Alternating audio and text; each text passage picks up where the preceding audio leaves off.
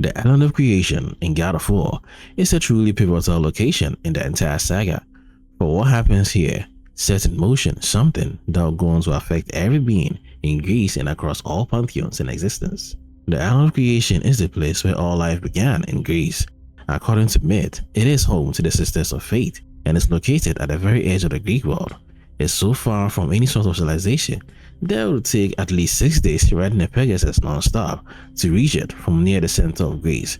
It's also one of the most treacherous and heavily guarded places known to man, beast, and gods alike, as any who can defeat the sisters will be able to change their fate and control time itself. When the universe first appeared, there was nothing but chaos. Eventually, Nyx came to chaos, and together, they created the world of Greece, a large, flat circle with an enormous ocean surrounding it. They wished to savor their work, so they created the Island of Creation. From it, Gaia was born. Soon, she was accompanied by Uranus, so she would not be alone. They joined and Gaia gave birth to the Titans. The Titans would go on to rule the island until eventually, the Sisters of Fate, which are Kratos, Lachesis, and Atropos, 3 powerful beings who control time and the fate of every being in Greece, gained more power over the island, forcing the Titans to leave and explore the world of the mortals. After the Titans left the island, they went on to create the rest of Greece. They built a lot of magnificent things, and for a long time it was home, a place where they could rest and live in peace and harmony. But as fate would have it, this new home became more and more crowded, and the Island of Creation began to drift towards the edge of the world. Kratos, one of the Titans, gave the Sisters of Fate a special gift, the Steeds of Time.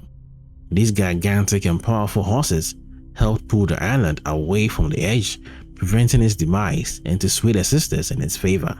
This would go on to be a common gesture from other Titans, gods, and beings, all in pursuit to earn the favor of the sisters. But all of it was in vain, for the sisters will not be swayed. Despite the island's deadly reputation, many great heroes attempted to change their fate by venturing onto the island, but never made it through due to the defensive fortitude. Those heroes brave enough would all meet their demise on the island. What exactly made the island so deadly? Well, to protect the sisters and make sure that no one wielded the ultimate power of time control, the island was densely populated with every dangerous creature from mythology. There were minotaurs, gorgons who would turn you into stone with just a peep, and countless bugs, tramps, and soul-sucking terrain that is guaranteed to slowly break any heroes down and set them up for a final blow at the hands of any of the foul creatures on the island. One of the most dangerous parts of the island was the Great Chasm, a gigantic crack in the earth that separated the Temple of the Fates from the rest of the island. If you fell in it, it will lead you straight to the pits of Hades. Any soul that fell in this chasm were dooming themselves to eternal hell and suffering. For a long time, the island stood, and it held back many brave heroes, and the Sisters of Fate were safe in their temple. But something happened. A curse as old as the world was at work, the patricide curse that plagued the rulers of the world. This curse would lead to the betrayal of Kratos. With the help of the Titan Gaia and vengeance in his heart, Kratos was set off to the island to change its fate. After flying for days on Pegasus and countless counterattacks from the flying defending creatures of the island, the powerful Spartan easily broke through the island's primary defense. He made his way to the Steeds of Time, killed Theseus, who was the guardian of the steeds, and took the Housekeeper's keys, connecting the island to the fortress. Returning to the island, he then made his way through the Temple of Lachesis, the Bog of the Forgotten, and the Lowlands. He fought various opponents including Ariel, Auric, Demon Cerberus, who killed and ate Jason, the Greek hero of old, and Perseus, who also came to change his fate to save his beloved. Kratos would briefly fall into the Great Chasm during a fight with Icarus for his wings.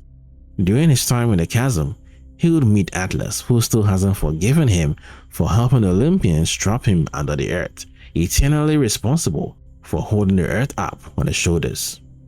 After escaping Hades with the help of Atlas, he reached the Palace of the Fates and located its temple. There, he defeated the Sisters of Fate and took control of the rest of time.